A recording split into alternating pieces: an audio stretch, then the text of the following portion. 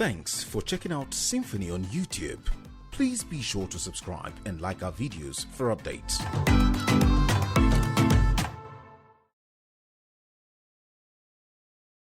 I want to say that 95% of Imo lives are Christians. So what is happening in our state is disturbing us. We will make sure that peace returns. Anybody that is aggrieved, we will reconcile them to each other and make sure that there is peace in Imo State. Because without peace in Imo State, nothing moves on. So we want peace, and that's what we want. And if governor is wrong, we will tell him. If anybody is wrong, we will tell the person without fearing, without, minding anybody that is offended or whose us is God's.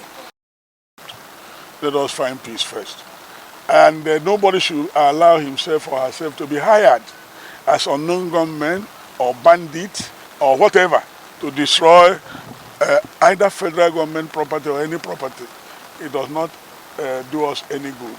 Trouble is an ill wind that does not blow anybody good. So we must work for peace. We must work for synergy. We must work for industry. We must work for promotion of godly love in our state, Imo State. I will do Imo.